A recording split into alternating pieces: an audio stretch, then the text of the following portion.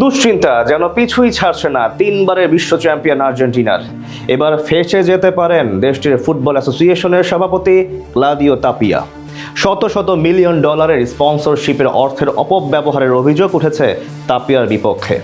বিশ্বকাপ শেষ হতে না হতেই তা খতিয়ে দেখছে বিশ্ববিখ্যাত সব তদন্ত সংস্থা, এমনকি জিজ্ঞাসাবাদের জন্যও ডাকা হয়েছে আর্জেন্টাইন ফুটবল অ্যাসোসিয়েশনের সভাপতিকে।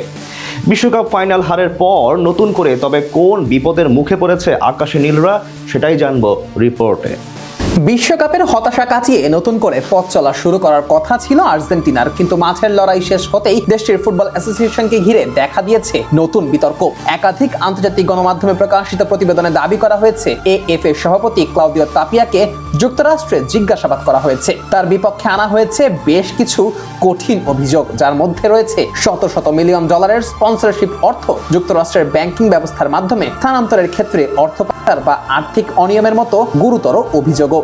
এমনকি এ ব্যাপারে বিশদভাবে খতিয়ে দেখছে তদন্ত সংস্থাগুলো। তবে এখন পর্যন্ত তাপিয়া বা এএফ এর বিপক্ষে কোনো আদালতে অর্থ পাচারের অভিযোগ প্রমাণিত হয়নি। আর্জেন্টাইন সংবাদ মাধ্যম ইনফোবায়ে এবং সামাজিক যোগাযোগ মাধ্যমে ছড়িয়ে পড়া বিভিন্ন তথ্য অনুযায়ী 2026 বিশ্বকাপ শেষে আর্জেন্টিনা দলের সঙ্গে বুয়েন্স আয়ার্সে ফেরার জন্য চার্টার্ড বিমানে ওঠার ঠিক আগে ক্লাউদিও তাপিয়ার মোবাইল ফোন জব্দ করা হয়। পরে তাকে জিজ্ঞাসাবাদও করা হয়। কিছু প্রতিবেদনে আরও দাবি করা হয় তাপিয়াকে সাময়িকভাবে আটক করা হয়েছিল, তবে সেই দাবি দ্রুত অস্বীকার করে এএফএ। প্রত্যক্ষদর্শীদের বরাত দিয়ে প্রকাশিত খবরে বলা হয়, বিমানবন্দরে একটি বাসের ভেতরে প্রায় 30 মিনিট ধরে তাপিয়া ও এএফ এর কোষাধ্যক্ষ পাবলো তোবিগিনোকে জিজ্ঞাসাবাদ করেন তদন্তকারী কর্মকর্তা। আর এই ঘটনার পর এক বিবৃতিতে এএফএ জানায়, তাদের সভাপতি ক্লাউদিও তাপিয়া কিংবা কোষাধ্যক্ষ পাবলো তোবিগিনোকে যুক্তরাষ্ট্রের কোনো আদালত সাক্ষ্য দিতে নির্দেশ দেয়নি। তবে সংস্থাটি স্বীকার করেছে একটি তৃতীয় পক্ষকে মার্কিন গ্র্যান্ড জুরির সামনে হাজির হওয়ার জন্য সমন পাঠানো হয়েছে। সেই সমনের মাধ্যমে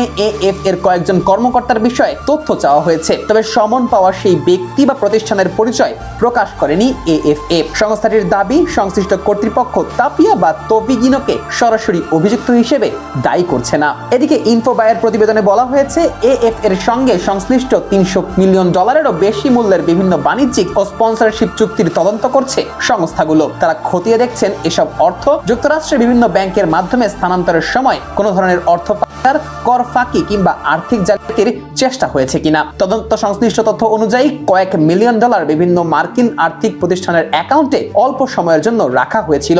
পরে সেই অর্থ দ্রুত অন্য অ্যাকাউন্টে বা অন্য দেশে পাঠানো হয়, যদিও কেবল এমন লেনদেনের উপস্থিতি কোনো অপরাধ প্রমাণ করে না। এ কারণে এই পুরো বিষয়টি নিয়ে বিস্তারিত তদন্ত চলছে।